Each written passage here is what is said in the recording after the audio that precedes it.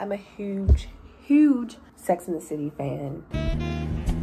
How the hell did we get into this mess? Like a lot of us, I've been watching it just about every day since I was like 20 years old. And I want to talk about why we hate And Just Like That and what could make it better. So when it first premiered, I was enraged. I was beyond pissed. It was like I was so heartbroken that it just skipped to anger. Fans hinted at the fear of Big dying, and Michael Patrick King stated that Big was not going to die. To be fair, as I did this video and I tried to find the interview, or I think it was a social media post where he said that, I could not find it.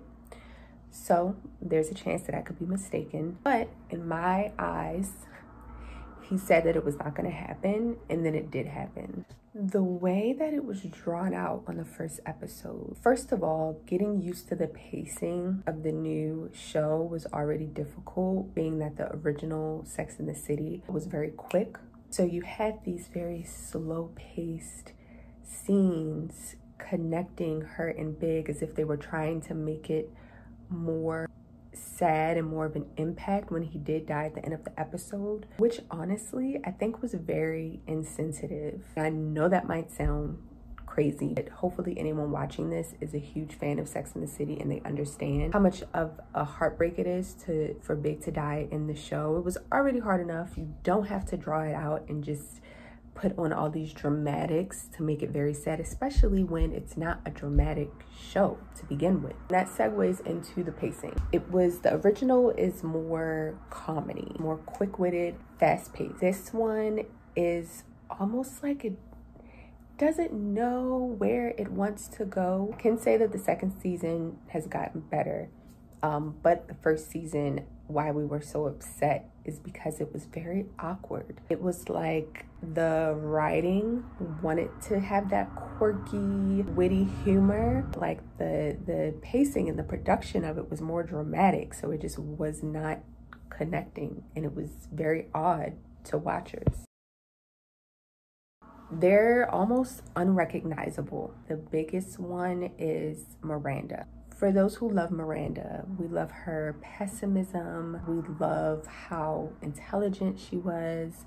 We love how confident she was, even though underneath was a bit of insecurity. She still had this like toughness and this confidence on the surface. So to see her stuttering and be in these awkward social situations, it was very weird, and it wasn't the Miranda that we knew. Like, yes, awkward sexual things would often happen to her, but they were more humorous. They made her such a little Karen in the situation where she met her professor, like on the train and in the classroom. And who asked for that? No one asked for that. No one asked for a type of like forced wokeness to make Miranda, this character who was a powerful, strong lawyer, into a Karen. Who was that for? And I had to add this really quick. Karen isn't necessarily the right word. Karen is more of a evil little Grinch lady. She wasn't a Karen. She was just, they just made her a very awkward white woman. So let me take that back. Karen is a much more sinister description that doesn't really fit that situation. And yes, all the forced, pushed, fake wokeness, as I'm sure every viewer would agree, and especially as a Black woman, it was very annoying. Some of the jokes were odd, like when Anthony says that LTW is the Black Charlotte. Like it wasn't funny. It was stupid. It's not that it was necessarily offensive, but when you're gonna make a race joke, it better be funny. And it was not. And then with Shay, their character, it's amazing to have a non-binary character on the show, but they make them very one-dimensional. It's like their whole character arc is about them being non-binary. And yes, that is an important part of the plot and their growth as a character and what they're experiencing, but I hate when they put minorities into a show and their whole life is surrounded by them being a minority. That's not how their life actually is. Give them some depth. The original Sex and the City is so loved because it was already a great show and it was before its time. But when you look back on it and you watch it, it's such nostalgia. It represents what a lot of people consider the pinnacle of our culture. Yes, it's weird that it's like this small little world with mostly white women who are well off with these unrealistic things of Carrie living in this apartment with all these shoes and she's a freelance writer. Yes, but it's the fantasy of it. It represents the 90s. It represents this time in fashion. And I mean, it's not their fault that we don't have that anymore. It's a current show. It's written in current times. It doesn't have that same pull, which can't be helped. Most important, Sam, arguably the best character of the whole show, is not there. She is the sex in Sex and the City. She is what made it fun and light and sexy. She was that extreme contrast that allowed us to view certain perspectives and have certain conversations and see things in a certain way. And that extreme is gone. And on top of that, the reasoning that they give in the show is just doesn't really make sense. It's not believable because Carrie decided she didn't need a publicist anymore, that Samantha just fled the country, that she didn't even come back for Big's death. It's just not believable. I mean, I know they had to come up with something, but it's not believable. Now, what could make the show work and what could have made the first season work, starting with Samantha. Now, do not curse me out. When we knew that someone was dying when the show started, knew that Samantha had cancer in the past. Would it have been horrible and heartbreaking if they chose to have Samantha pass away? Yes. But is it completely realistic that as you age, you start to lose people, and when you're older, you have friends who may die?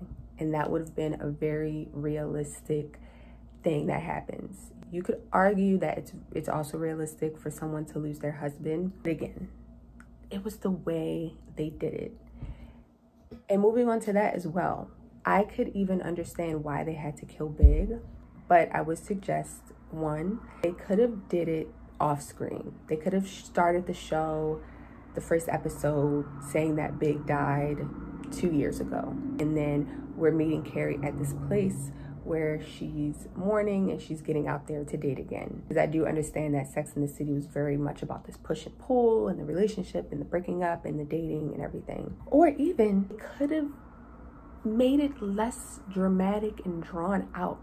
It was like the whole scene with like her putting on the shoes. They were supposed to drive up to the Hamptons. She didn't go to the Hamptons and she went to the recital. And then they're listening to music together and it's all cute and beautiful. And you're looking at it and you're side-eyeing it like, what is about to happen? It could have even been sudden, like a car crash or something. Or would have also been more believable is that Samantha left the group based on Charlotte. Her and Charlotte were always going at it. Charlotte was always disrespecting her. It would have been more believable that her and Charlotte had some big fallout.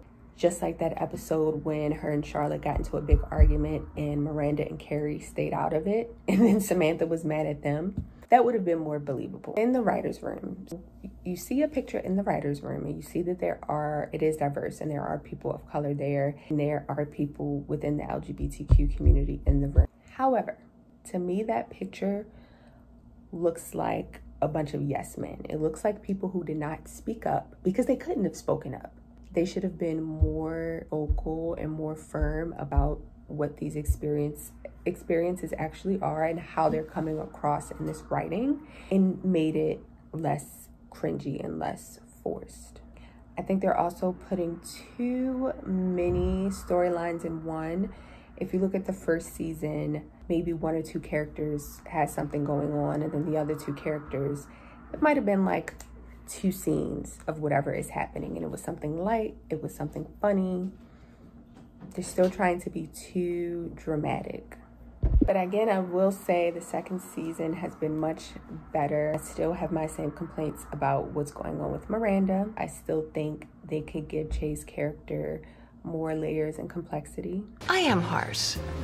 I'm also demanding, stubborn, self-sufficient, and always right. Am I allowed to burn another dagger from the words that you say?